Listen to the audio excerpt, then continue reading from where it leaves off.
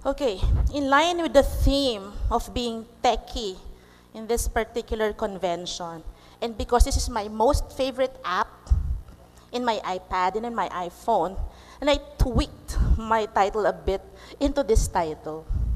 The Ways of Childhood Leptospirosis, Outsmarting Leptospirosis Together. But for those of you who do not understand what it is, simply put, I'll be talking about the clinical practice guidelines on childhood leptospirosis. And this time, so what will be different from last year's? This time, this would be the core group recommendation already, as what Cecil was already done also for the CPG for the bacterial meningitis.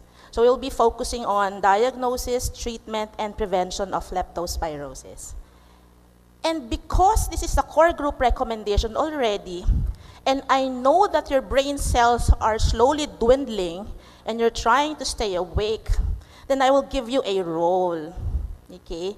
Since we're giving you the recommendation, I just wanna get a feel of the group and see, para may app din, diba? Like or unlike yung recommendation, okay? Yan ha, para meron kayong role as audience. Oh, this is my disclosure of interest. This is a better picture than the other one. Okay, let's see. Okay, we'll spend 5 minutes on my picture. The PIDSP has actually deemed it necessary to develop a clinical practice guidelines on leptospirosis primarily because of these two things. One, we have the reservoir with us. I know a lot of households now will have their pets, the Ratus ratus and the Ratus norvegicus. No, they're there in your households. And, or plus, the innate nature, the love of the Filipinos to have fun amidst crisis and even in national disasters. Diba, ginagawa nila mga diving board, yung mga bubong. Diba? So that innate love, more fun in the Philippines talaga when there are floods.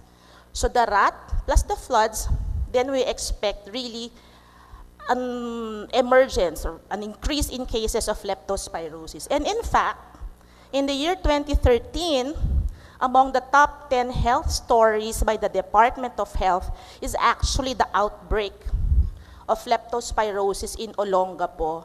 That was October 2013, wherein they actually reported around 210 cases and 6 deaths from leptospirosis in only 48 hours. Okay? So we move on now to business. So for the diagnosis part, Cecil has already, thank you Cecil for discussing how the CPG was developed, etc., and how we're coming up with the recommendations. So we're also using this WHO assessment because it's simpler to use with regards to the strength of evidence as well as the strength of recommendation. Okay.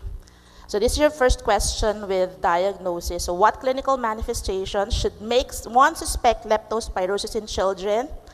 Unfortunately, there really is very, very little data or researches on children alone. Most of the researches and clinical trials were either done on both children and adults in one study or exclusively in adults alone. So from these 98 studies, we have only included around 5 studies done exclusively